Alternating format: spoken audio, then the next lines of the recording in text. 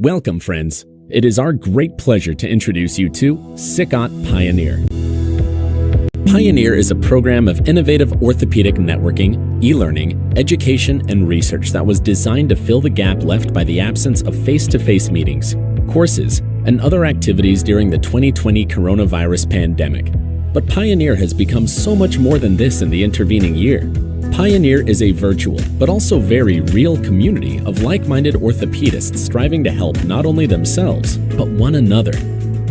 With the latest video conferencing and educational technology, as well as a groundbreaking online platform, SICOT's Pioneer events, activities, and resources are reaching every corner of the globe, with over 55,000 views of our webinars so far. We're forging new partnerships, signing agreements with 12 other international academic societies, and building an enduring network we hope will last for many years to come. So, what can you expect from us? Free webinars led by key opinion leaders from around the world and across all fields of orthopedic surgery and traumatology, as well as chat shows with some of the most interesting and inspiring surgeons on the planet. Opportunities to take an interactive role in these webinars by participating in polls and live discussions. Free on-demand Pioneer playback service. Watch our webinars again and again in your own time. And coming soon, our new bespoke learning management system will host podcasts, an online version of the famous SICOT diploma exam, virtual training modules, surgical technique courses, a discussion forum, and much, much more. We hope you'll join us on this pioneering journey as we push the boundaries of what is possible in online orthopedic education together.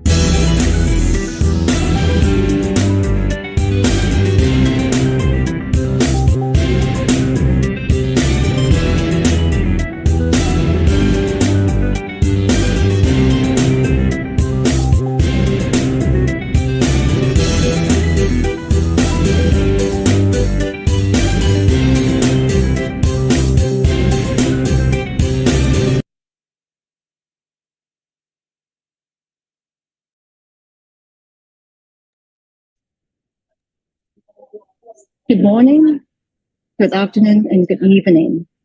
My name is Dr. Margaret Fok, and I am the SICOT Education Academy Chair. So welcome to the last SICOT Pioneer webinar of 2024. So as we mentioned in the introduction, SICOT Pioneer is one of the major education activities of SICOT. It aims to leave a digital footprint of SICOT as an international orthopedic society. Besides webinar, we have tete-a-tete, we have virtual training, we have virtual fellowship, and we have other activities that's digital. Since 2020, we have organized over 84 webinars and 6 tete-a-tete. Our total live views from start is 45,000, and on-demand views is over 73,000 views. If you want to know more about the SICOT activities, both face-to-face and digital, or review some of the previous education activities, you're welcome to come to the SICOT website and join as a member. So now I would like to introduce our webinar today. It is our great pleasure that we have this webinar, which is basically initiated by our education committee, led by Sassy. And this is a collaboration with the Harvard Global Orthopaedic Collaborative. The title is Orthopedics Leadership 101. So our moderators are Sassy, which is the chair of the education committee, as well as Kiran, which is the founder and the director of the Harvard Global Orthopedics Collaborative. So without further ado, let me pass to our moderators, who's going to introduce our esteemed faculties. Thank you and enjoy. Thank you, Margaret. Good morning, good afternoon, and good evening, depending on which part of the world you are in. I'm delighted to welcome you to the latest SICOT Pioneer webinar, Orthopedic Leadership 101, Essentials to Set You Apart. Leadership is not just about holding positions of authority. It is about inspiring others, driving change, and setting a vision that motivates the teams to achieve excellence. In orthopedics, strong leadership is essential not only in the operating room, but also in education, research, and patient outcomes. It also makes you communicate well and guide others better. In today's webinar, we will learn about key aspects of leadership. Joining with us are eminent leaders and speakers who will share valuable insights to help us become better leaders. I am Dr. Saseendar Shanmugasundaram, Professor of Orthopaedics and Consultant Arthroscopy Surgeon from India. It is my pleasure to moderate this webinar. Joining with me is my co-moderator, Dr. Kiran Agarwal-Harding, Director of Harvard Global Orthopaedics Collaborative and Orthopedic Trauma Surgeon at Beth Israel Deaconess Medical Center, Harvard Medical School. Together, we aim to bring out valuable insights on leadership in orthopedics from our esteemed panel of speakers. Now, please allow me to invite Dr. Vikas Khanduja to talk on the anatomy of leadership. Dr. Vikas is the president of SICOT, is a consultant orthopedic surgeon specializing in hip surgery at Addenbrooke Hospital, Cambridge, UK, with extensive leadership experience in national and international orthopedic societies, including SICOT. He brings a wealth of knowledge to the table. This session promises valuable lessons on what truly defines effective leadership. Over to Vikas. Thank you very much, Sashi and Kiran, for actually organizing this, and to Margaret for making sure this happens towards the end of the year as well. So when this topic was given to me, I was wondering what to do. So I obviously looked at what's available, what my own experience is. I could probably rattle off 20 slides and talk to you about effective leadership.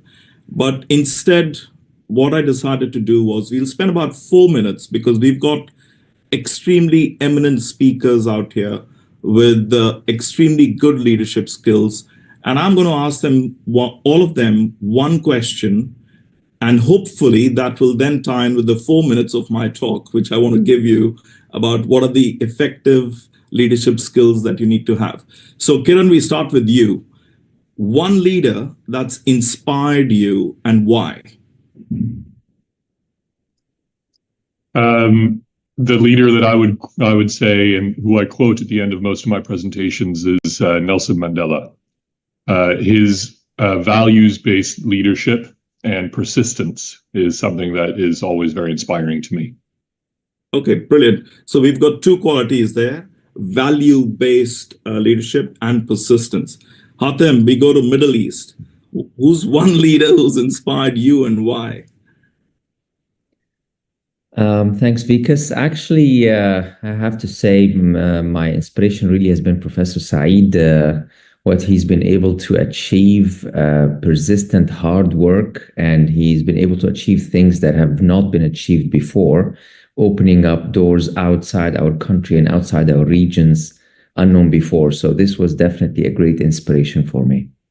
Okay, so persistence and opening doors. So we're seeing persistence twice then, okay? And Professor Said is obviously your dad you're talking about. Excellent. Okay, fine.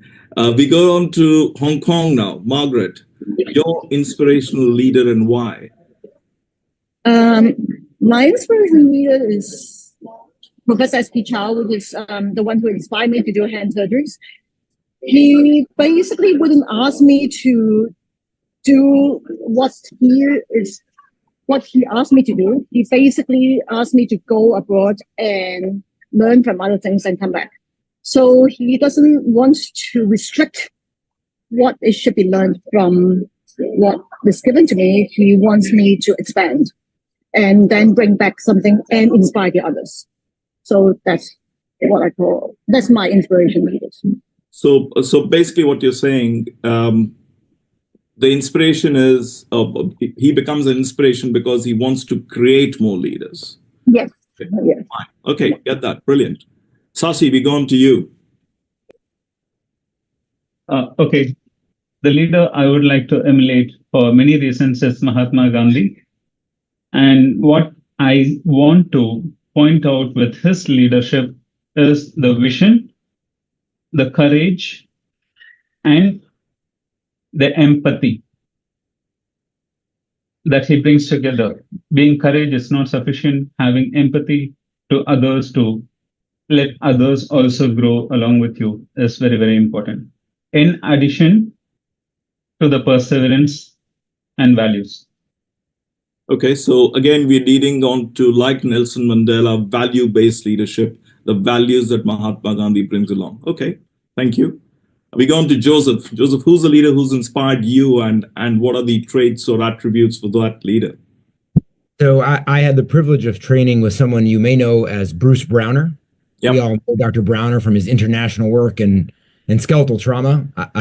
I will tell you, this was a wonderfully compassionate man who cared as much for anyone as everyone. And he was always willing to meet you where you were. And it didn't matter if it was a patient, it didn't matter if it was a president, it didn't matter if it was a national dignitary. He was in the moment, he was looking to collaborate, he was looking to partner, and he was trying to find a way for us to move forward together without cost to any party. A great mediator, a great communicator, a very thoughtful person, but really just genuine and authentic in his style. So essentially, what I'm hearing is effective communication at all levels, top to bottom. Excellent. Okay, thanks, Joseph. What about you, David? Yes, thank you. So the person I usually cite at the end of any talk or during talks is Winston Churchill. And one of the reasons I typically bring him up is leadership can happen both in times of good times and also in challenging times when there needs to be decisions made that may or may not be popular or may not come in the brightest of times or days, and the perseverance to push through, even when decisions may not be popular or may not lead to the best outcome immediately and may take time, I think puts Winston Churchill front and center in my leadership upper echelon, if you will. Excellent. So basically talking about difficult situations, managing at that time, and how he actually leads across that. Okay, so situational leadership is what I'm hearing. Okay, cool. I'll present a few of my top tips now. And for me, actually, to be honest with you, I wouldn't say that it's one leader who's inspired me throughout. I've had many mentors, and I probably have picked up different things for different leaders and tried to put or emulate those attributes in my own leadership style and my own leadership skills. So here are a few top 5 or 6 that I think are probably important from my point of view.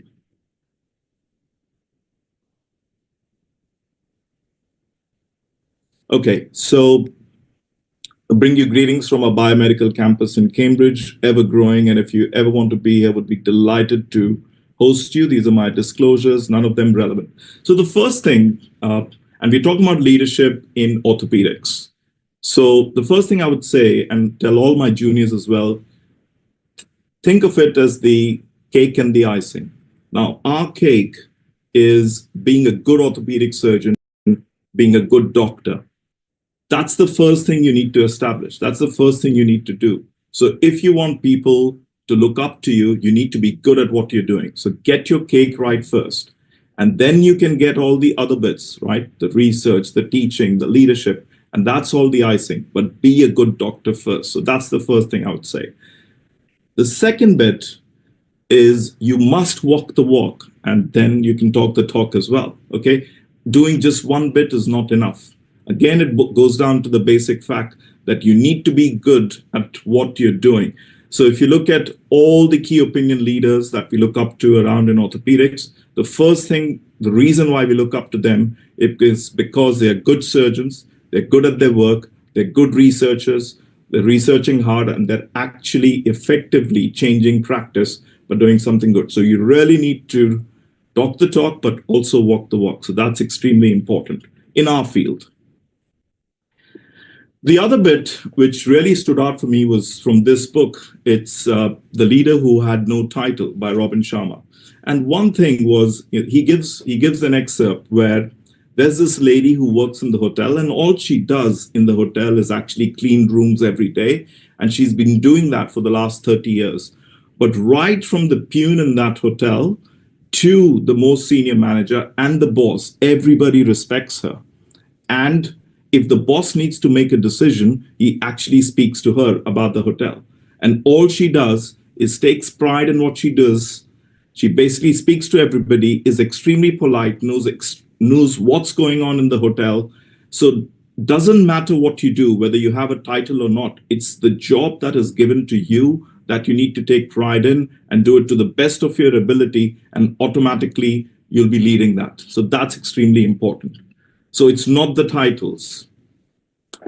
The other bit I feel is to an extent important to think about leadership is intuitive, right? You can't really create leaders. Yes, you can evolve, but in a crowd, in a situation, you'll be able to pick up, okay, this guy is a leader because this is the way he's thinking, this is the way he's behaving. So there is an element of intuitive leadership in there, and that's how it is. Yes, we can evolve, we can actually carry on a bit more attributes that we can pick up, but you also need to realize that whether you have the intuition of being a leader or not. And then the intuitive mind is, as Einstein says, a sacred gift, but the rational mind is a faithful servant. So you need to decide where you are actually in your thought process. That's extremely important. This, all of you have said, and Joseph said it nicely, the communication bit, okay? So the difference between just mere management and leadership is communication. And I completely agree, whether it is your receptionist in the hospital to the topmost CEO, you need to be able to communicate with those individuals right from the base to the top level, because all of them will have different IQs, different EQs, and you need to be able to modulate as a leader how you want to communicate, because you want to get the best out of both the worlds. You want to get the best from everybody in your team. And that's why communication becomes extremely important in good leadership. Again, this we've heard before. If you don't have a vision, then you'll find it fairly difficult to move your organization along. And this, obviously, in our circle, we're talking about orthopedic organizations. You really need to have a vision. So you need to be visionary, but at the same time, you need to be a doer. So you need to be able to do stuff as well. And that's why I bring in the concept of servant leadership. You really need to be doing stuff and have the vision. And then if you have a combination of both, it's really good. Because if you don't do it, and if you just have the vision, you won't be able to take your team along consistently to actually achieve higher goals. So once your team sees you doing the stuff, then obviously your vision actually comes into reality and practicality as well. And the final thing in my mind is you really need to be adaptable and flexible, because you'll have people from different walks of life with different ideas, with different motivations. And if somebody comes up with a good idea, you had planned, you had a vision, you really need to be taking that on board and adapt yourself and be flexible to actually move forward. So the goal of your organization surviving as the best of your vision, that's the main goal. The rest of how you get there actually doesn't matter. You need to get people to grow, you need to create more leaders, be adaptable, and be flexible. And I think those are my top tips or top attributes for what a leader should be. And I think out of all these, you probably got 3, and I've added 4 more. And I'll stop there. Thank you very much. That's my 8 minutes. Thank you very much, Vikas. That was very inspiring and eye-opening. Dr. Kiran. Thanks, Vikas. Great presentation, and I love that you had us all list our top leaders, because I think that really framed this conversation. The question I have for you is, how would you think about this concept of leading from the front versus leading from the back? You know, there are many different leadership styles. You've described, having purpose and vision and doing and leading by example, which to me sounds a bit like leading from the front, this classic example of being there in the front line, getting your hands dirty, showing how to do things by example. But I think there's also a role for this leading from the back, having the full picture of how things work and effectively delegating. So I just want to understand from you how you balance those two different leadership styles, and when you may choose one versus the other, whether it's personality driven, team driven, organization driven? How do you think about that? Okay, so there's a bit of my intuitive mind and there's a bit of my rational mind out here, right? My intuitive mind, and as I said, leaders evolve, right? Your own thinking process evolves. And Hatem and I have grown up in the same organization for the last 15 to 18 years, and we've seen each other evolve. So my intuitive mind is get your hands dirty, do this, show how it is done, and then get a crowd behind you. But remember that I've added the slide now of adaptability and flexibility.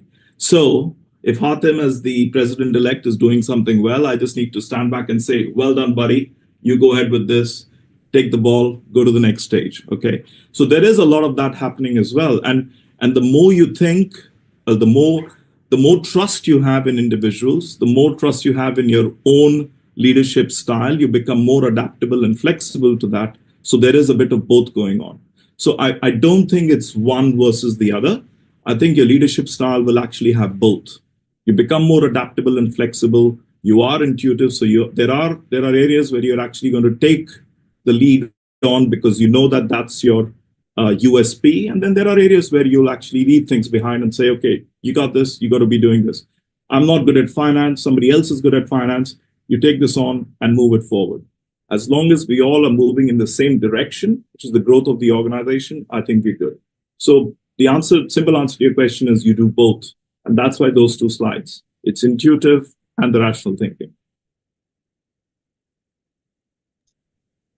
Yeah, I think there's a spectrum, isn't there? If by leading from the front, showing, the other members of your team that no task is beneath you, you're there with them in solidarity, assisting and willing to do anything. And that shows, I think, a drive and a real vision and commitment to the organization and to the goal of the organization.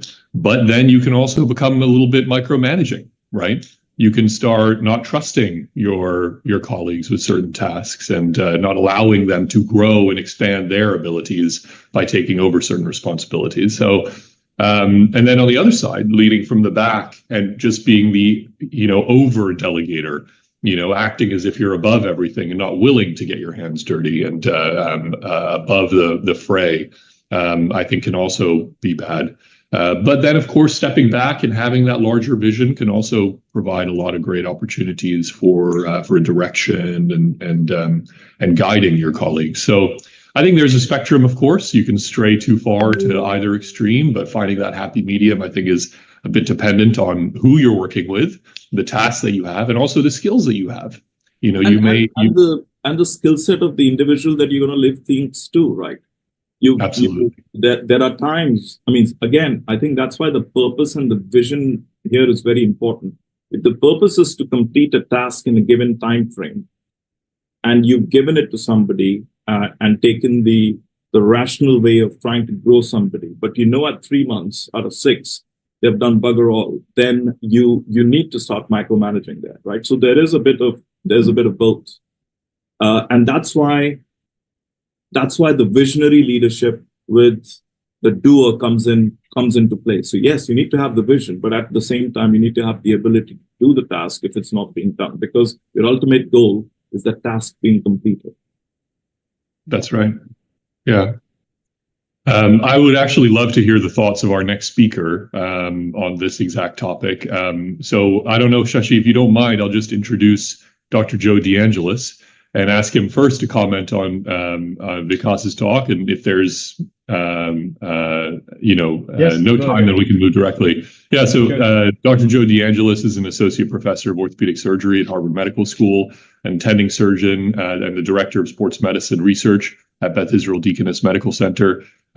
He was one of the attendings who trained me when I was in my residency. I was very grateful for his mentorship and training at that time. And I continue to be very, very grateful for his collegiality and leadership in my department, and rely on him very often for very difficult clinical questions and much, much more. He'll be talking today about what a leader looks like. And to me, a leader looks like Joe DeAngelis, who has been a fantastic leader and continues to be an inspiration for me. And I would love, Joe, if you could share some of your thoughts on Vikas's excellent talk here about, what maketh a leader. Oh, thank you. Obviously, and thank you for the very kind words. I think that when you teach, you take credit for all of your students. So I'm very happy to be proud of you and to take all of the credit for your many successes, though I will acknowledge it has nothing to do with me. I look at these conversations and I acknowledge in this very diverse, very international audience, there is no singular answer. When you hear from experienced leaders of large organizations, corporate, healthcare, throughout the spectrum, for-profit, non-for-profit, I agree with the idea that we evolve. And I would say that there is a larger evolution as we mature.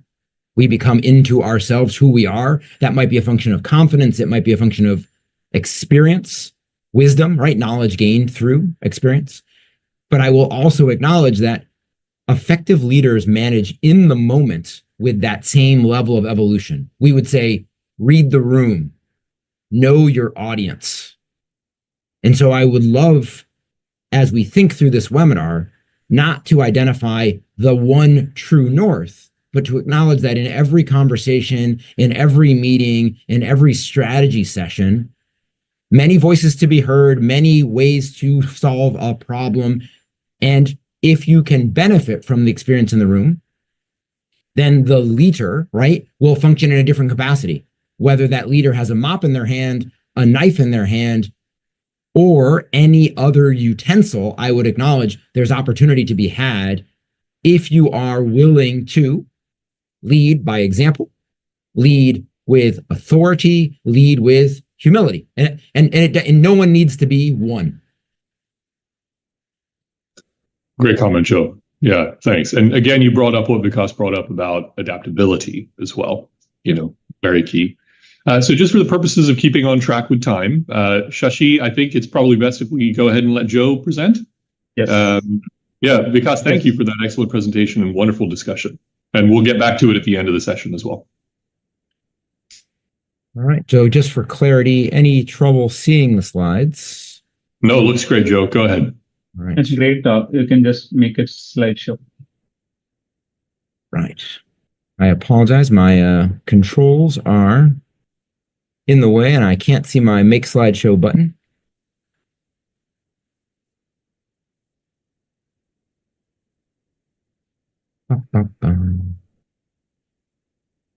This will sound humble, but if you see the thing that says start slideshow, let me know. Here we are. All right. Sorry about that. So my name is Joe DeAngelis. I have the pleasure of working with Kiran and Dave at the Harvard Orthopaedic Combined Program. And obviously, thank you all for the invitation to speak. As a matter of disclosure, I do some consulting work. I do some things beyond just my clinical practice of orthopedics, and I would like to acknowledge those to all of you.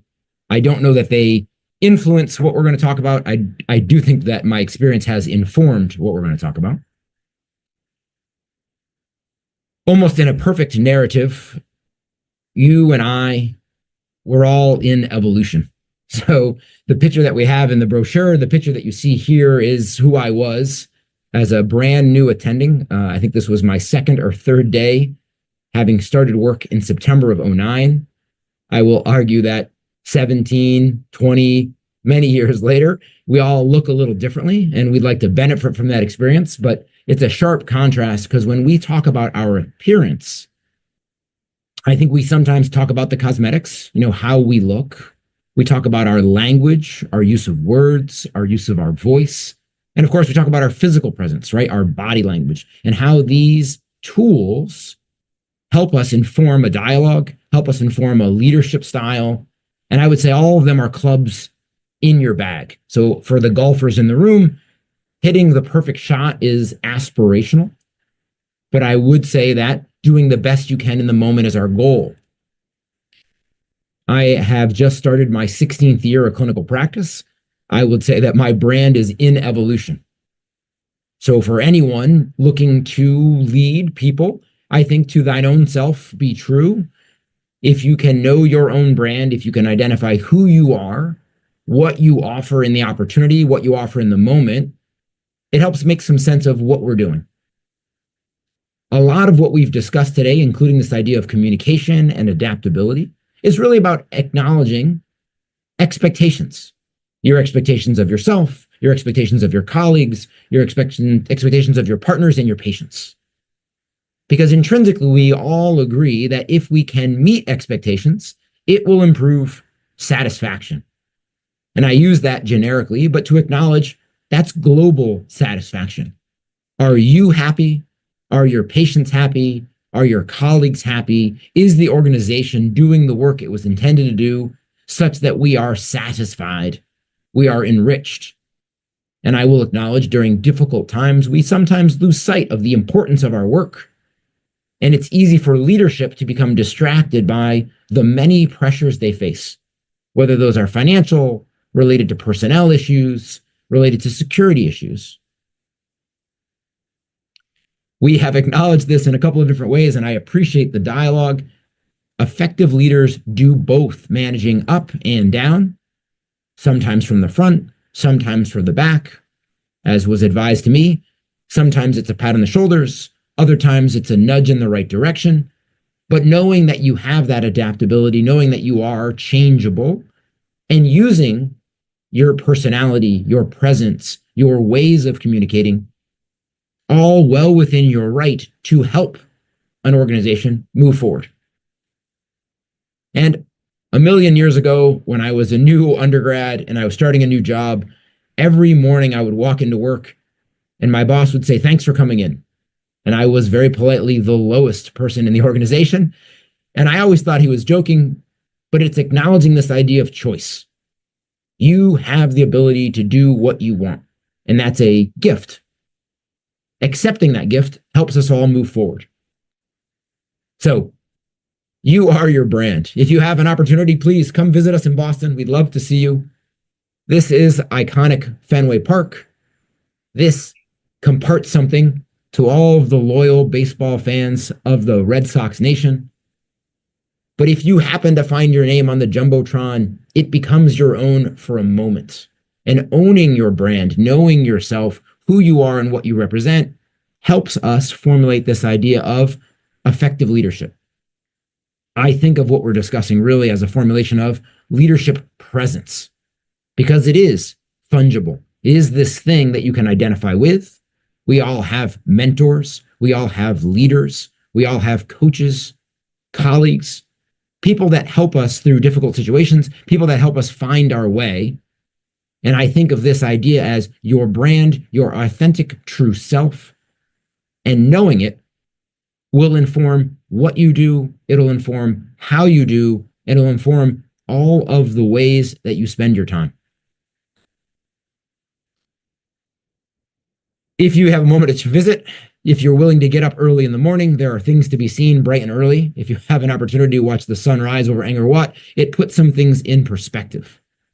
And so in that capacity, what I tell everyone is that you and I need to understand our surroundings. You and I need to understand how we fit into the world. In the language of negotiation mediation, this is allocentric thinking.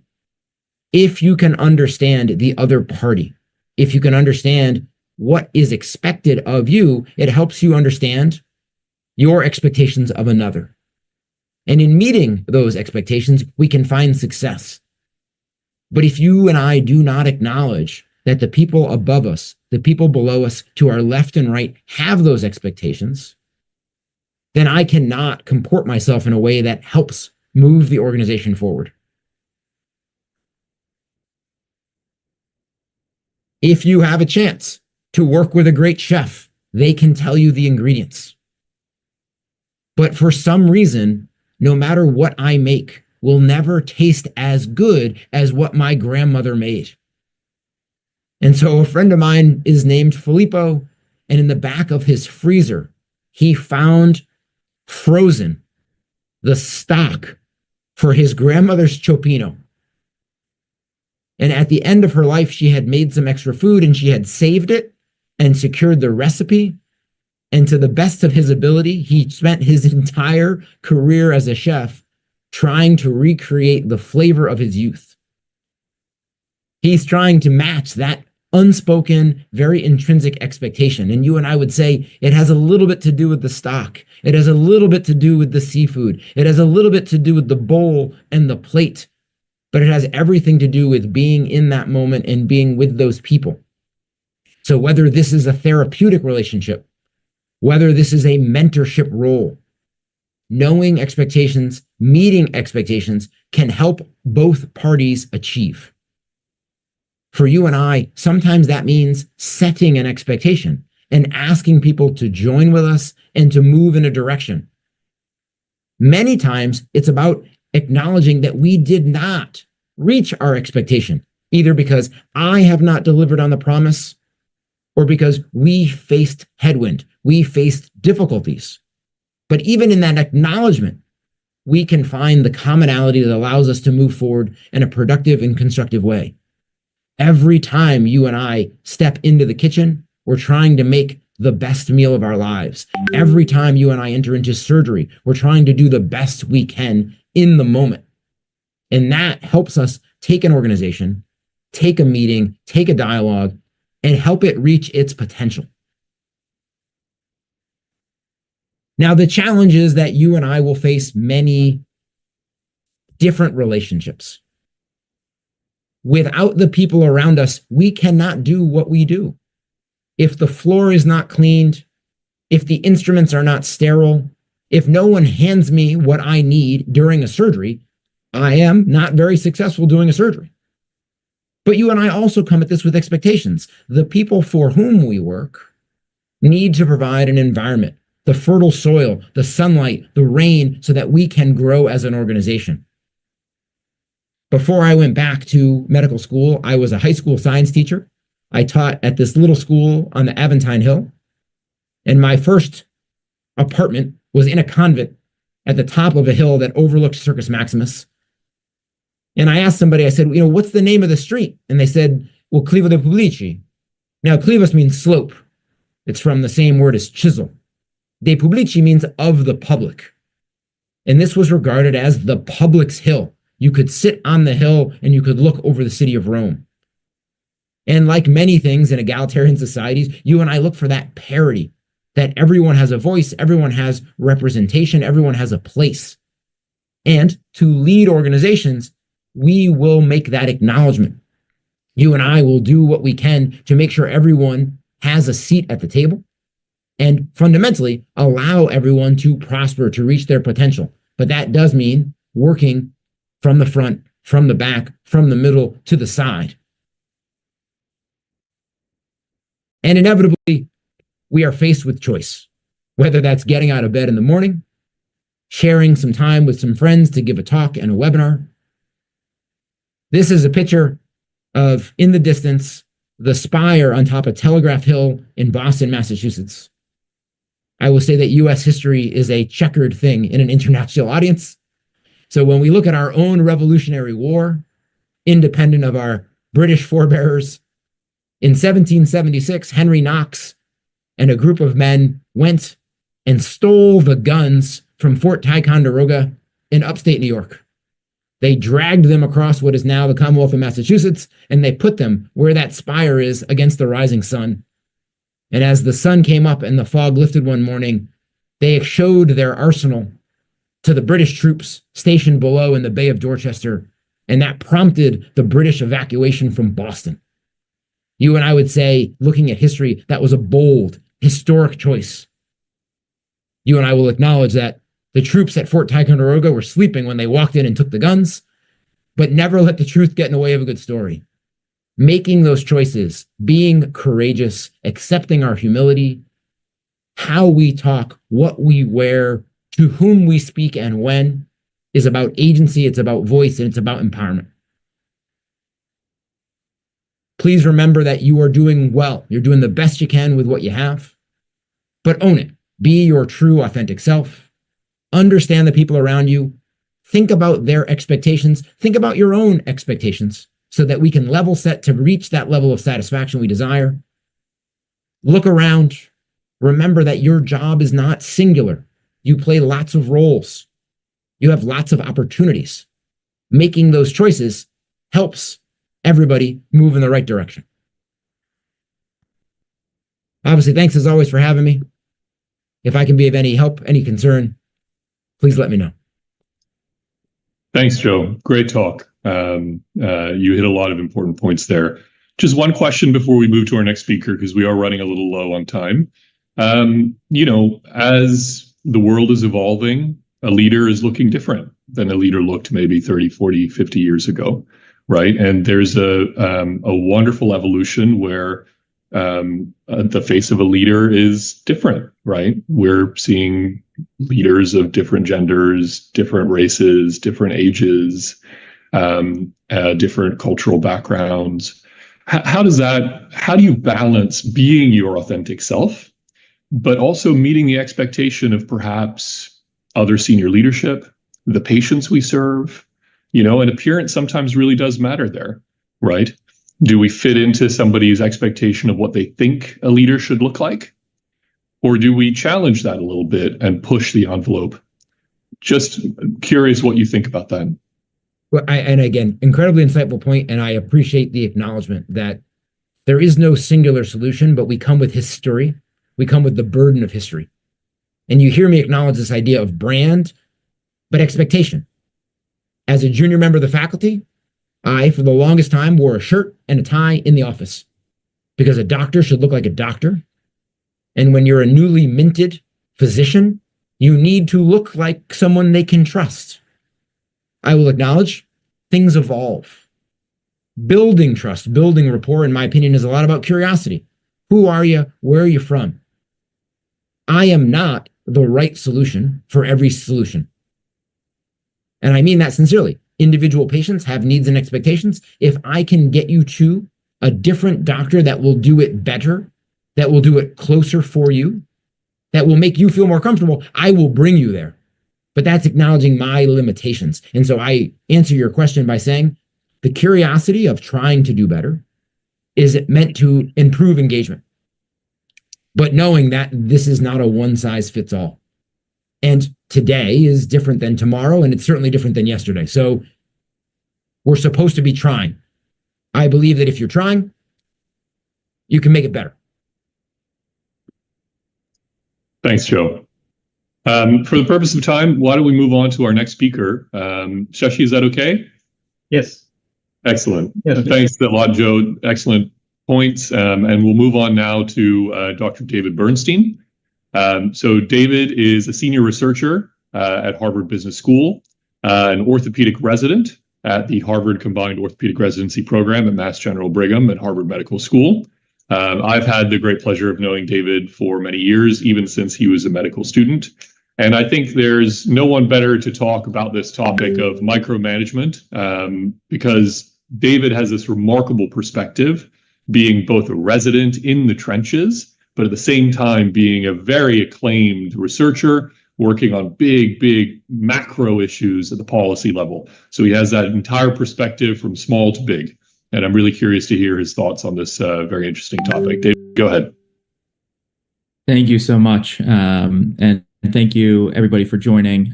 Wherever you are in the world, it's truly a pleasure and an honor to be with you.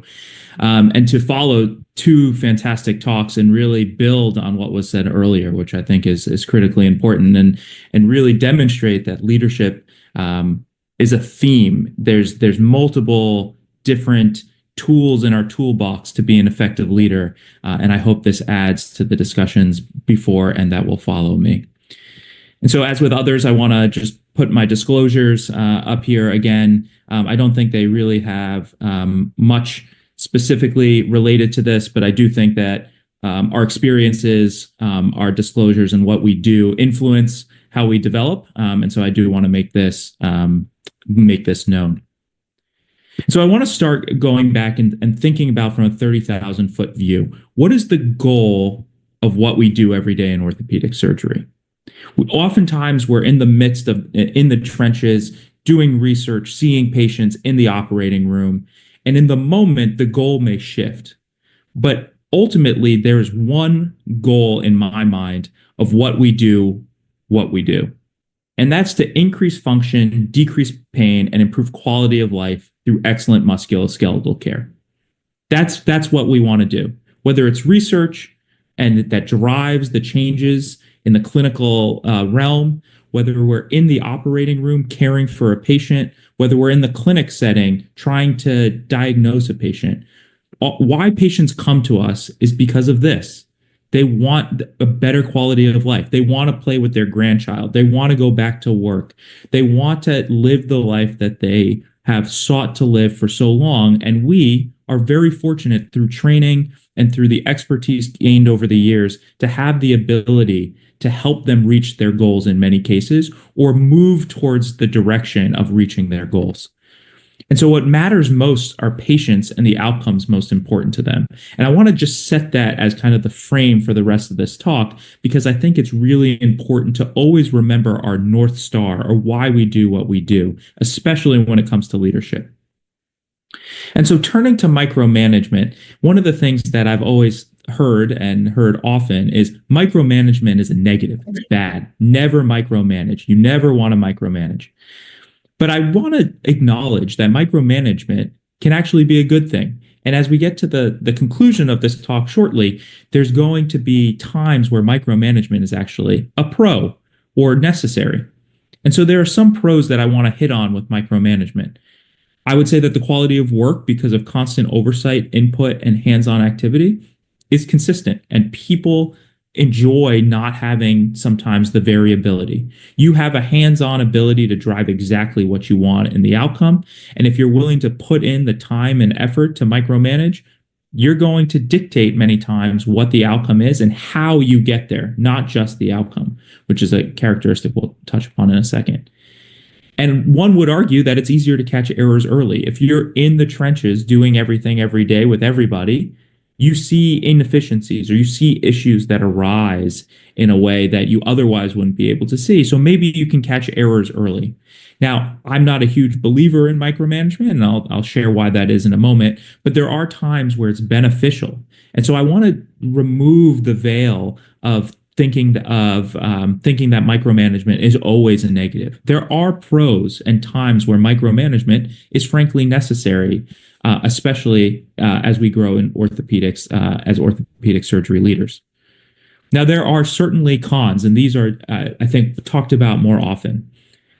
I agree that it decreases productivity, creativity, and innovation. If you're micromanaging, those around you, those cleaning the floor, anesthesiologists, OR nurses, staff of all sorts, fellow faculty, they expect the same from you every time. If they're like, well, David's going to do this every time, they're not going to think about ways to be more efficient, be more creative, innovate better solutions. And then the productivity is reduced because you're not delegating the work in order to accomplish it in a more efficient way. It increases turnover of staff and faculty and people who don't feel valued. Their morale, and what Dr. DeAngelis talked about, their morale and their expectations of what they're doing and what they should be doing differs. And so now they have a lack of trust, and they aren't able to give their all, or they leave and go elsewhere. And it worsens mental health by causing a feeling of never being good enough. Why is that person always over my shoulder? I can change a dressing. I can make the incision. I can put the plate in. I can take care of this patient. I can read this x-ray. And it's not to say I can do it independently, but why is that person always sitting there, or that feeling that maybe I am not good enough? Maybe I'm never going to feel good enough. But at some point, you will become the leader. And if you weren't trained or built up to become that leader, then that's a problem. And so it's a fine balance. And so what is that balance? And that's something that I think is really important. Again, micromanagement is often thought negative, but there's a balance and a leadership style to how we have to lead teams within orthopedic surgery, and frankly, more broadly. And so one of the models that I really like is this one. So an orthopedic surgeon in a micromanagement type world has a small zone of trust and safety, what I call overlap, with his or her team. Now, you can replace supervisor with chair, attending orthopedic surgeon, president of the United States, prime minister of your relevant country, whatever it is. And then the learner, it can be a learner, a resident, a fellow medical student, or it can be young attending, custodian and janitorial staff, OR staff, and the like. In a micromanagement situation, the leader has a very small zone of trust and safety. But the learners may be large, may be small of their competency, accountability, and autonomy. But it will never really encapsulate all of that zone of trust and safety. And so there's all of this work that someone can do and someone can accomplish if they were only given the resources and given the direction and vision to accomplish it. But in a micromanagement situation, that zone of overlap is so small that the leader's like, I need to do this. I need to take control of this.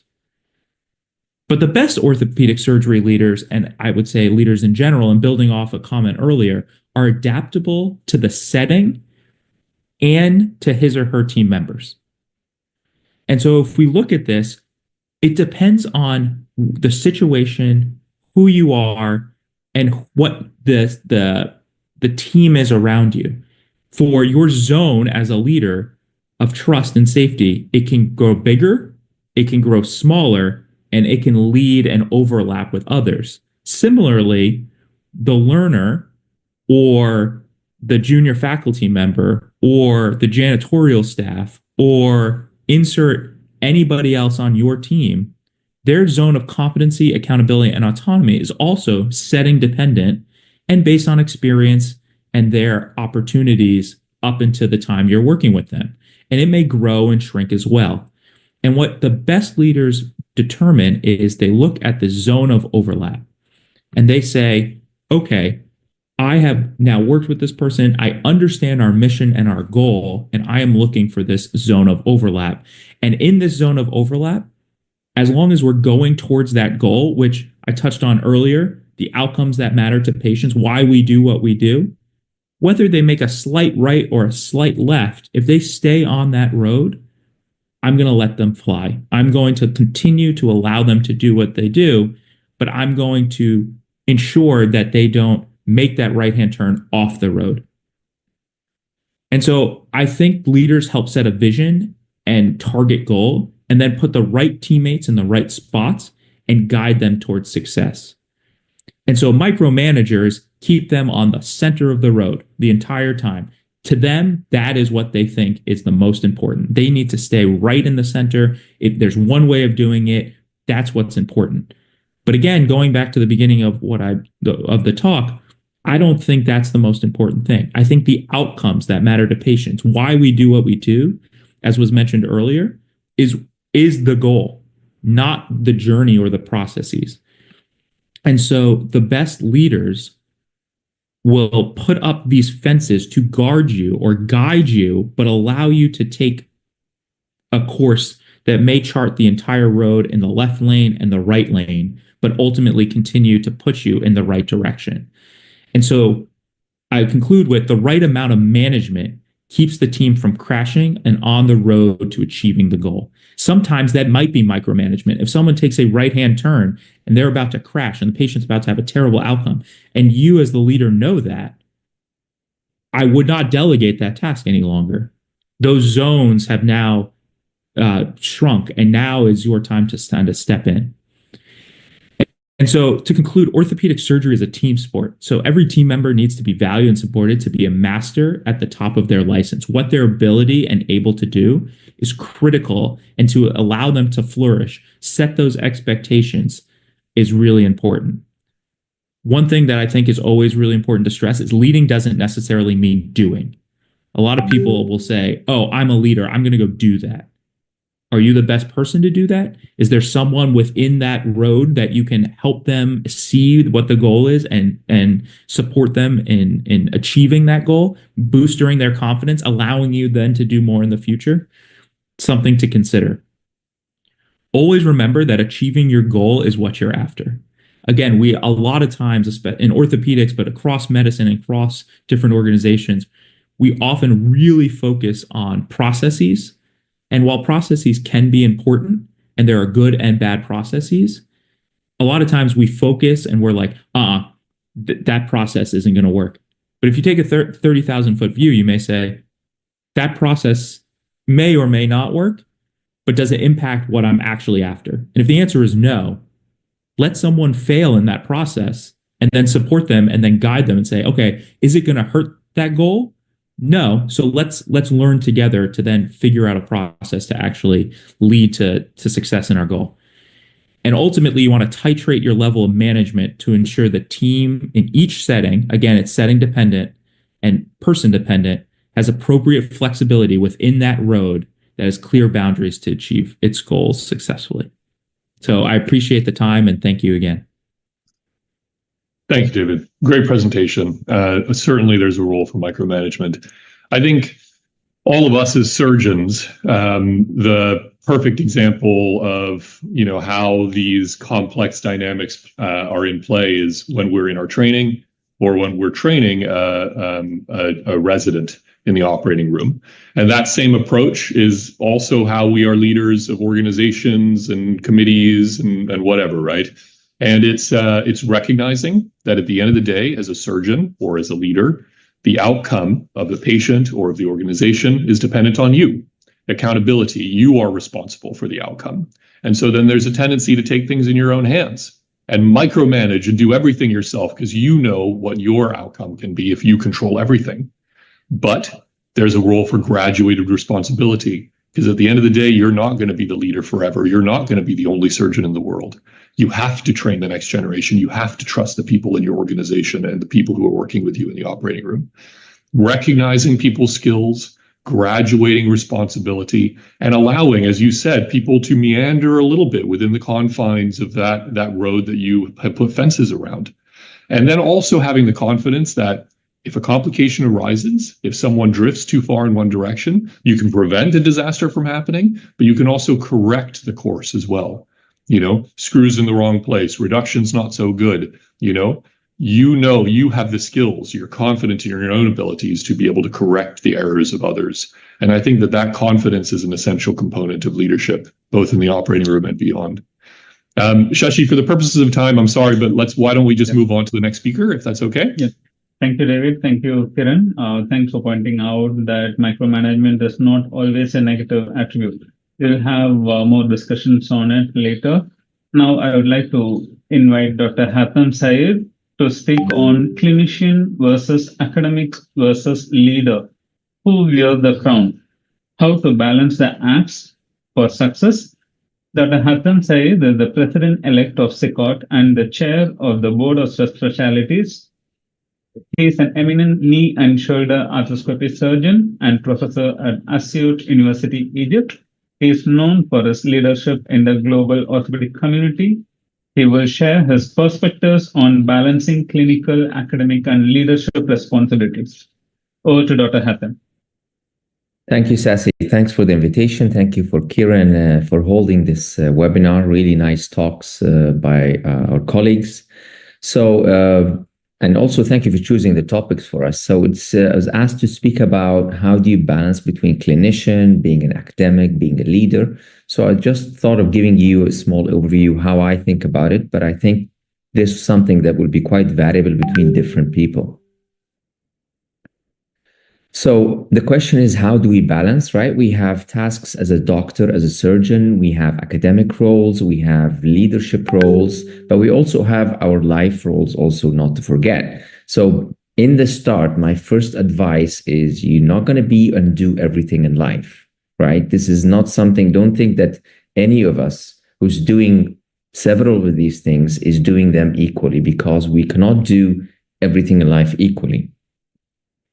And to be strong at work, I think all the research has shown that you must have a hobby or a passion, because that actually takes you away from your duties, from your work. It improves your thinking style. And then not only have one, but try to develop more hobbies. And you have these articles in different places that all confirm that if you have hobbies and things a way that you do, where your brain just shuts off all the work, that actually helps you be a better person and your job, whatever the job you're doing or whatever part of the job you're doing. So this is something that I really encourage you that we all must do in our lives. So When we do clinical work, we have a duty to do it, but it's very important also to be doing something with passion. As surgeons and doctors, we should have passion in what we're doing, right? And it's been proven that when you have passion, you have better job satisfaction, you have less burnout, better clinical performance, and you actually can better balance between your work and your life requirements. So it's important that we're doing something that we love. It's not good that you're doing something you hate. That's not going to work. Passion. But I think a lot of the doctors, we enjoy very much that we're doing. As previously mentioned, we enjoy meeting the patients, seeing the final outcome that gives us this great satisfaction that we're able to do something good. But after a while, when you grow up and you become senior and you repeat the same things and you do surgeries over and over again, definitely that passion wanes down. And then it's time to adapt some self-coping strategies. And what I've seen, what I've noticed in myself and other places in my analysis is that people continue to seek for new things. And this is what drives our passion to continue. And the key word here is something new. New in our life, new in our work, whatever it is. If you look at surgery, taking the sports section like that, you look at the knee surgery, surgeons invented double bundle, then it went away. Hip surgeons now doing hip labor augmentation. For shoulders, we had SCR for a while. That was a big thing. Then it went away. And to me, analyzing, I know surgeons are always driving to make better, to do new things, but new doesn't always work. And having been practices for a long time now, we've noticed that things come up and then they go down again. Some of them completely disappear. So in maybe 5 years ago, SCR was top of the line for shoulder surgery. Now it's not at all. It's declining a lot. So things change. I think the passion, the excitement for new things is there. That's why we're trying to invent new things. And once we're operating new operations, that continues our passion. People don't want to do the same thing for life. They want to do something new. They want to do something different. And that's what's driving the innovation. And also that includes the passion. But we also start to change what we're doing. So if we are at a younger age, just doing surgery or doing clinical work, you start to do different things that will give you excitement and satisfaction, like teaching on courses. And when you're doing courses, you start to introduce different tasks. You become a manager of the course. You include planning for a course. You start to get in societies like ours, like SICOT, which you do activities of leading smaller groups. You start doing preparations. All these different activities from our normal process actually continue our passion and innovation. Of course, networking with other people, getting to know people. And then, of course, the last step is becoming the leaders of these societies. And all these are away from our clinical work, but they continue to give us the passion and the drive to do what we want to do and to be enjoying our life while we're doing it. So the advice number 2 as action, when people say balance, there is no balance. I think it's more of a prioritizing rather than balancing. You cannot balance everything in your life, right? We have work, clinical work. We need to have income. We have academics. We have hobbies. We have family time. You cannot balance everything. It's not going to be equal. The priorities are different, and the priorities actually change with time. And we are different as people. So I might have a priority that my hobbies, I want to be 25% of my time. Someone else might want 5%. So it's important to know, yes, we have examples, we have leaders, we have senior guys that we look up to, but we all want different things in life. And we must prioritize and say, okay, what do I want? So how do I want to look at my life in 10 years? Is this because Vikas is different from myself, is different from another person? Each one has his different priorities. And actually, for us, even our priorities change with our age group, with our seniority. So when you're a young doctor, your priority is different. You become in the 40s, 50s, they're different than for myself, starting in the 50s, 60s, then my priorities are changing. So what I had, it's not going to be the same priorities all through my life. It's not only different from other people, but my priorities differ with different age. And so the question is, what do I want to achieve? And what am I willing to let go or miss out on, right? So you're going to have to say, okay, for life, for clinical, for academics, for leadership, this is what I want to focus on this. I'm going to let this go. I'm going to accept I'm not going to be as strong here because I'm going to be doing more of that. And if that gives you the satisfaction that you want, then that's the target that you are aiming for. So for personally, this is my chart that I developed just to make this talk, but I think I'm not doing enough for family and hobbies. I want to do more. And this is my balance in the first bar for now. But in 5 years, I want to change. And in 10 years, I wanted to change that way. So I expect that my clinical work will be less, more hobbies time, maybe the academics will be balanced in between. This is how I forecast. And my advice to you is that every 5 to 10 years, you have to stop. You have to look back at what you have achieved and plan forward for the next 5 to 10 years. And that's how you can actually have a target that you want to achieve for the future. For the academics, again, different percentages, whatever you want. Some people are very strong researchers. Some people want to teach, want to learn more, and some people want to lead and be more in the organization. And of course, we've all heard about publish or perish for research. It's very important for career progression to have a good H index for citations, but there are pressures that cause problems also. So you see articles like this doing paper retractions, undermining. This is not the only thing in the world. It is an important part of our career, but other parts are also important. Personally, I enjoy teaching much more. I have a lot of passion for courses, talking to people, networking, getting to know people around the world, something actually I really enjoy very much. For leadership, is it actually, are you born as a leader or are you made as a leader? So, of course, you will see that you will have some of these traits early on. You will see that you become a chief resident, you're a research lead, or even in sports, you've actually been a leader in your team. But leadership qualities are actually a combination. You are born with a little bit and you're also made with them. So you have some inherent qualities such as EQ, and you develop also acquired skills as you grow and you get more experience. And evidence has shown that mostly you have 30% of the qualities you're born with, but 70% you acquire with experience and as you grow. But certain specific parts like strategic leadership actually need experience.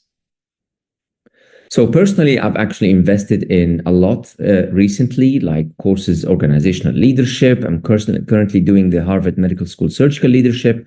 And what I've realized, as we all know, with the Dunning-Kruger effect, is whenever you start learning, you realize that, okay, I need to learn a lot more. I'm not in the right place where I thought I am. So my advice is, again, never stop learning. We always need to continue learning, whether it's in your career line or even just learning another hobby. But learning definitely helps you grow. So in summary, actually, you need to prioritize rather than balance, because we are all different people and we have different enjoyments, which will make you a better person. And lastly is leadership. Yes, you may have some of the born skills, but we do need to continue learning to get those acquired skills. Thank you. Thank you, Hatem. That was a very interesting presentation. I think the most important take home for me is balancing the priorities, as in not balancing the responsibilities, but making sure your priorities are set right and you are working towards them. Thank you very much. And we will have more discussions later. Now I would like to invite Dr. Margaret Fok to talk on emotions in motion, unlocking the power of the EQ. Dr. Margaret Fok is the chair of the Education Academy of SICOT. She is a seasoned hand and wrist surgeon and a consultant at Queen Mary Hospital, Hong Kong, and an honorary clinical associate professor at the University of Hong Kong. As a respected figure in the Asia-Pacific region and a role model for women in orthopedics, Dr. Fok will explore the critical role of emotional intelligence in effective leadership. Over to Dr. Margaret.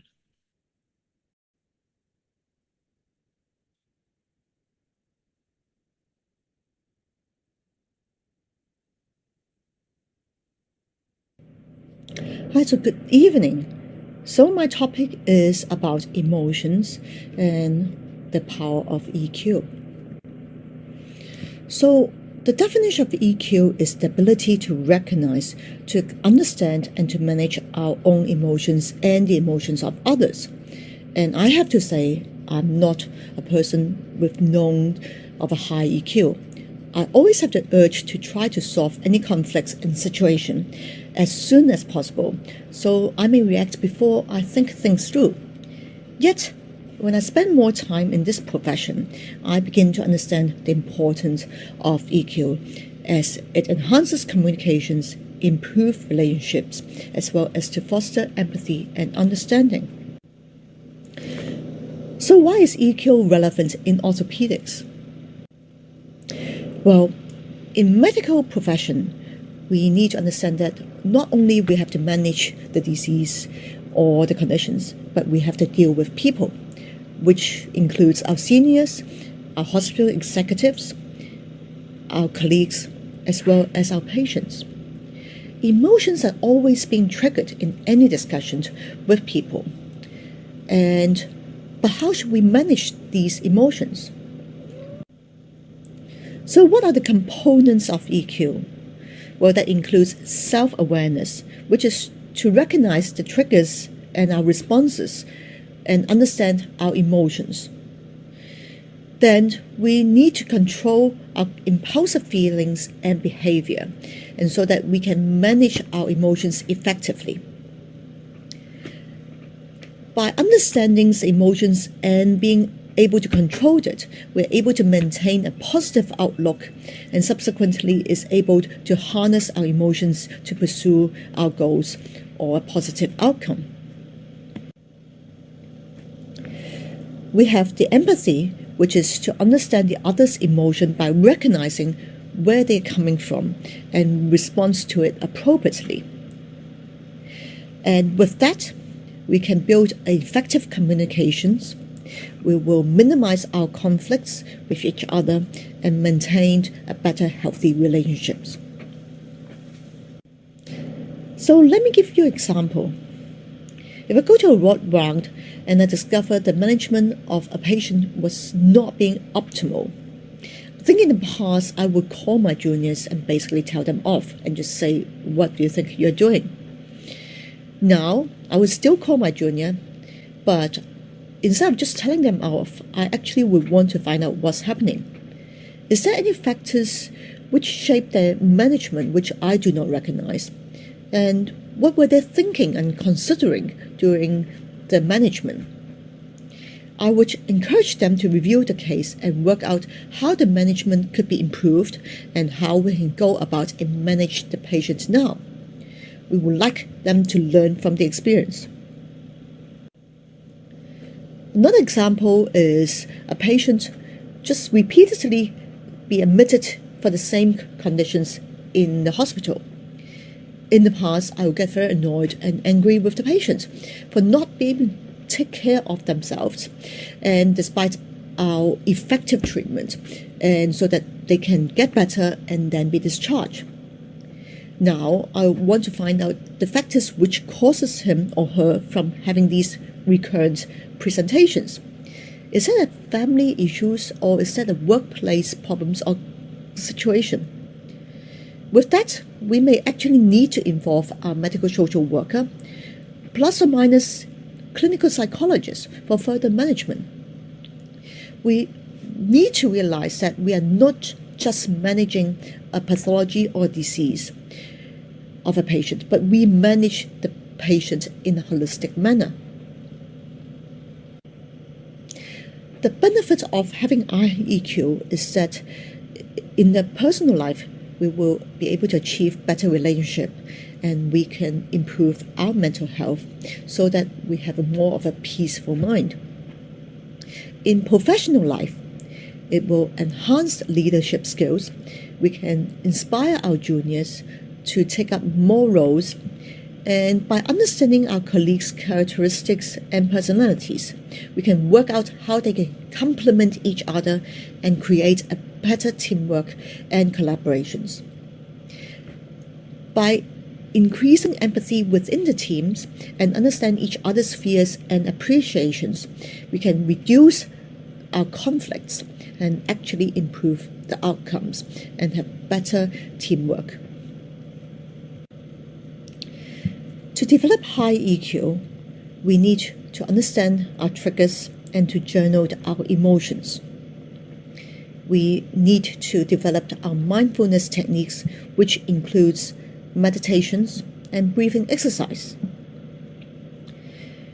We cannot just concentrate our own concerns and emotions, but we need to engage fully in conversations and to listen to others about where they're coming from and why they are thinking what they're thinking. Before you act, sometimes it is beneficial to talk to others about the situation, including peers and mentors. And after you act, and we should always reflect the situation by listening to constructive criticism from peers and mentors as well. I now have made a rule to myself of not sending out emails or official hard comments or complaints at the spur of the moment. I will wait for at least a day, review the situation, review the wordings before I send it out. So recently, I came across a case of which a patient need to undergo repeated surgeries for the same problem over and over again.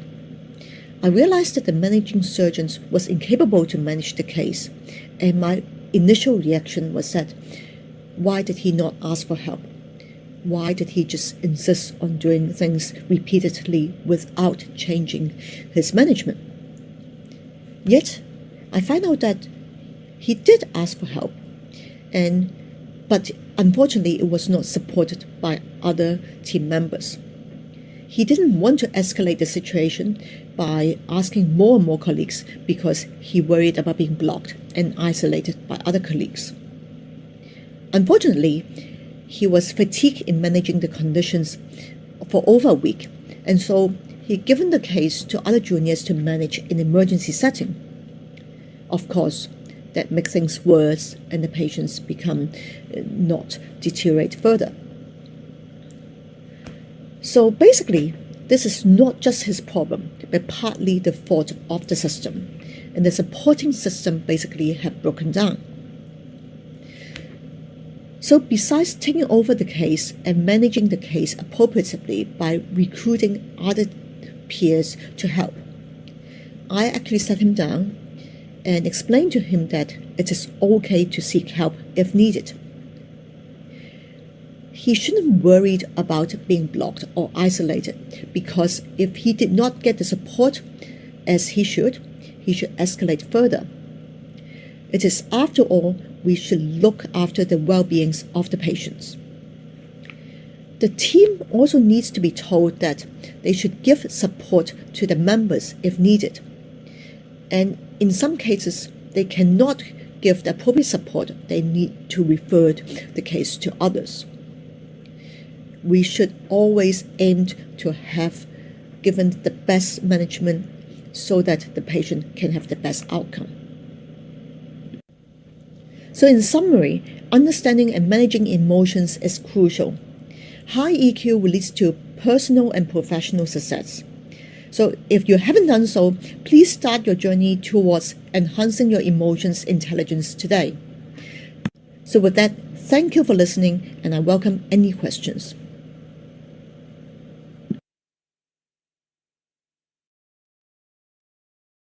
Thank you, Margaret. I'm sure that was a very interesting presentation. I think the important take-home messages from your presentation is to have empathy for the other person and try to understand what could be the situations in which he has worked, and also not acting in the spur of the moment, because our situation is not equivalent or the same as the other person's situation. Thank you very much. Dr. Kiran, do you have something to say? No, I think that was a great presentation, Margaret. Thank you for that. I think that in a tense, high stress, high stakes environment like we all work in as surgeons, it's sometimes easy to let emotions flare up, especially when we care deeply about our patients. And the self-righteousness of thinking that we know best and we can do better than our trainees can sometimes cloud our ability to empathize with what perhaps the trainee was going through or what the actual situation is. So I think that your advice of taking a step back and taking a deep breath and realizing that there may be other factors at play here, and not being too quick to judge is really, really important. I think that we've had a series of talks now that have hit a very nice kind of cadence, where we talk about the leader, the self, knowing thyself, being true to thyself, and then knowing your team, knowing the people that you work with, and trusting them and appreciating them, leading by example, but also putting guardrails so that they can sort of manage themselves in some ways, but within the confines of their abilities, and then trusting them when they perhaps have made a mistake that it wasn't done with malintention. And that really does require emotional intelligence, which, as surgeons, we're not known for. So I do appreciate you giving us all a masterclass lesson in how we can all be better in that regard. So thank you very much. Thank you, Kiran. We have a question from the audience. How can we differentiate the leadership role in different settings, scenarios? For example, you're a mentor in some time of the day, and you're leading a hospital or an orthopedic department the other time of the day. What are the tips to change the approach in different leadership roles? Or in other words, my added question is, should you be consciously thinking in what situation you are and try to take up some of the characters yourself in order to become a better person? Or should it be coming out, in a smooth transition? How does it happen? Dr. Vikas, can you please? So, Sashi, just try and delineate the question again, because there are two different things that you're asking. The question that was asked is what you're asking. Yep. The question that was asked is, how do you differentiate the roles in different scenarios? And my additional question is, should you be conscious in your role in the different scenarios? Personally, whether it's a hospital leadership role or an organizational leadership role, I put it down to traits in leadership, right? All the things that we've been discussing. So when I'm in two different roles, I'm not differentiating this is a hospital role or this is an organizational role. It's your leadership style. It's the traits that we all have been brought up with, or it's the traits that you have intuitively, and then the traits that you've actually acquired that you're going to put to use for both those roles. You're still going to, like Kiran said, you still need to know your true purpose. What is in it? Why are you doing that leadership role in the hospital or that organization? You really need to know your teams and then your traits, and then you'll be applying that to the role. So in short, no, I'm not differentiating between the two, depending on whether it's an organization or it's in the hospital or it's leading my micro team in the hospital itself. But it'll be nice to hear from others. What do they do? Dr. Margaret. You're muted, Dr. Margaret. She's leading her team to a dinner at the moment.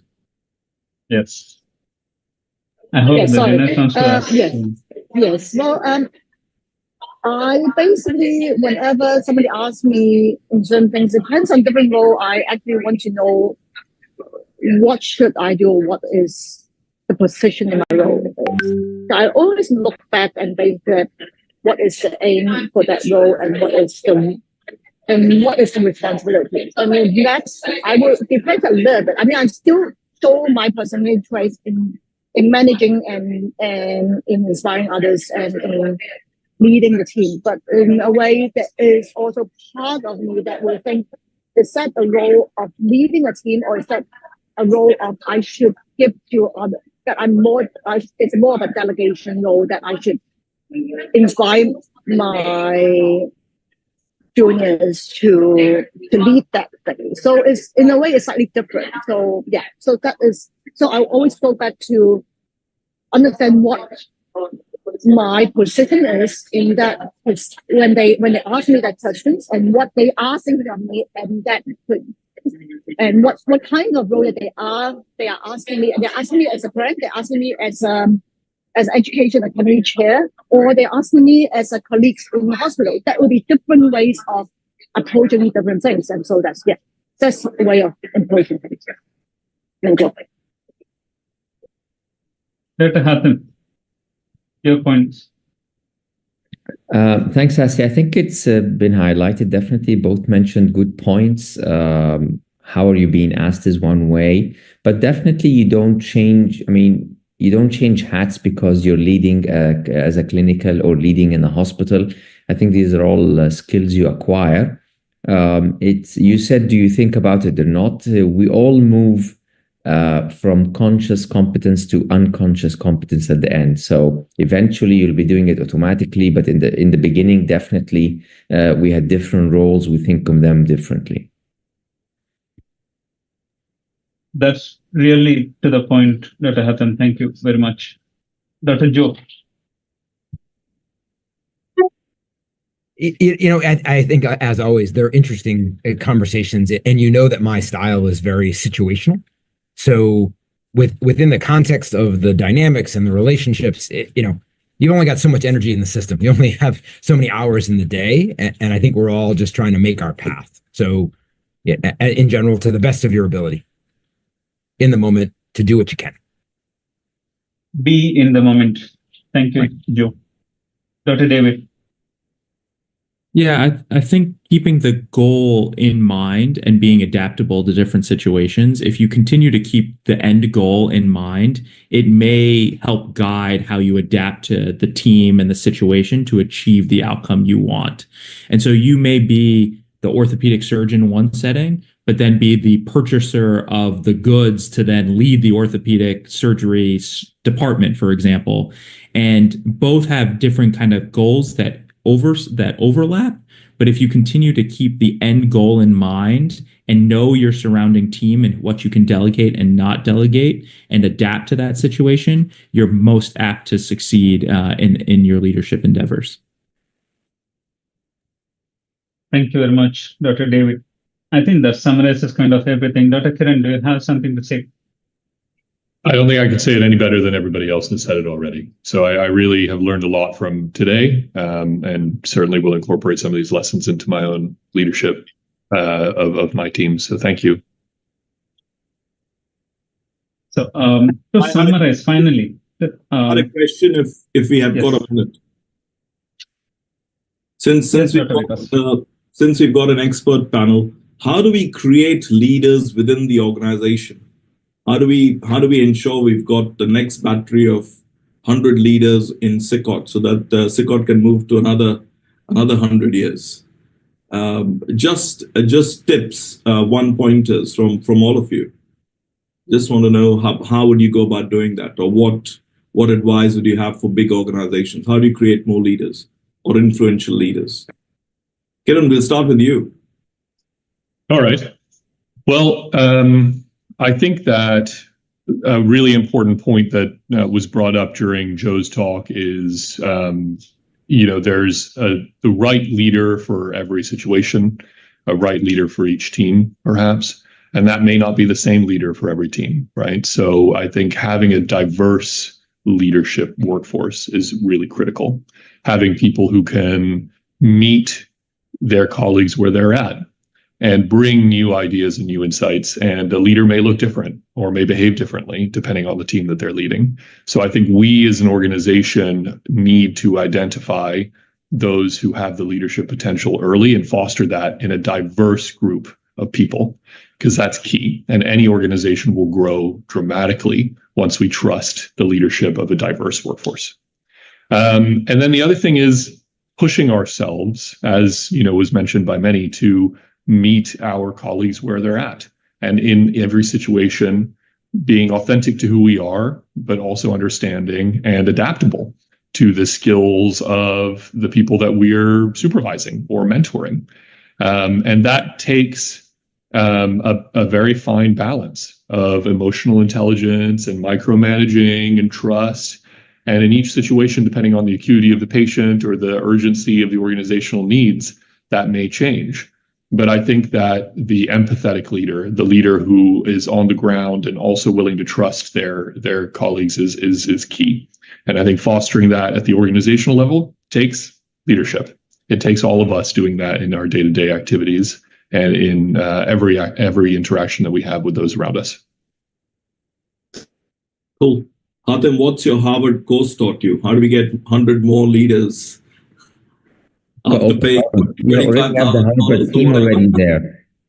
Okay, I think that we, as an organization, we have to actively engage in it. So develop a leadership program that, has criteria that pushes people in the committees. We have an actual program for it, not let it just fly by, but we have a structure. We get people, we get a RFA who's actually interested. We teach the committee leaders, do some courses. So it's a whole package of things to encourage the leaders and to have actually a culture of empowering new leaders so in the society. So everyone knows there's a program because we all believe that's an important part of the society's culture. Cool, thanks. David? I think building off of what was previously said, I think planning is critical. I think a lot of times there are fantastic leaders, and then as leaders age out or decide that their journey is done in certain roles without the planning part, you kind of fall short on being able to fill positions with people who are ready to go on day one. And so I think planning is critically important, and then investing time, resources, energy by giving people opportunities to demonstrate in smaller settings their leadership skills, that when those opportunities in bigger settings and stages become available, that they can slide right into those roles seamlessly and continue the endeavors of an organization. Cool. Margaret? Are we creating? I agree with everyone. I think that we need to be open-minded. We should create a lot of opportunities. We shouldn't worry about that there will be people failing. We often tend to pick the people that is like to like, that look like what I liked when I was young, and then that's where you go. But then sometimes we should be open-minded, because just somebody is doing it differently doesn't mean that they don't actually have to characteristics to become a leader. So yeah, that may be doing it in a different way. So sometimes we just need to try and error and see. But then obviously we need to have more opportunities, and that goes into a lot of planning. So we should start young, and then we should give more opportunities, and then we will narrow it as we go along. Thanks. Sashi? Thank you, Vikas. I think regarding leadership and creating leaders, teaching us one thing and nurturing us another thing. I think the two words that come to my mind are experimentation and delegation. If someone is coming up with an idea, allow them to try it, obviously with supervision, and allow them to experiment. You are experimenting with their delegation. I think that creates a kind of a nurturing environment. Over time, you don't know, and he doesn't know that he is getting nurtured, but over time, he becomes a better leader. I think SICOT is doing that a lot already, and I think possibly we are on the way. Thank you. And Joe, we'll have the last word from you. The dangerous thing to let me close out the seminar. I would say that you and I are doing what we can in this conversation. If you want to have people engaged, this is it. You're looking at the webinars, and the people that sign up get the follow-up, and they come. And everyone gets those little opportunities to grow. I hear us talk about succession planning, about priming the pump. But if you want to empower people, we have to do just that. And whether that's building trust, building opportunity, you want to make the ground fertile for that next generation. You want to offer the invitation. You and I want to be inclusive. But this is not, again, a one size fits. There is room for everyone. It's a big tent. So here we are having the conversation. You have a wonderful society. You have a wonderful leadership. You have this wonderful framework. Let's do more of this, and you and I will find the people that are interested. You and I will find the people that are shy. You and I will find the people that are curious, and we will encourage them. And that is the work. That's what we're for. And I say, keep doing what you're doing. This is perfect. Let it run. Cool. Thanks, Joe. Yeah. So on that, big thank you to all the speakers. I'll obviously let Sashi and Kiran close, but a shameless plug for all of you out there to come to Madrid for our next Congress, September 3rd to 5th, 2025. Be there and you'll have a lot more of this. Thank you, Vikas. Thank you, everyone. And thank you, Kiran, for organizing this program along with me. I'm sure there was a lot for us to learn from this program, from all the invited speakers. I would like to invite you to vote on the SICOT Pioneer Awards, the link for which will be coming up to you soon. And as Vikas said, we also invite you to the annual Congress in Spain. Thank you, everyone. See you again.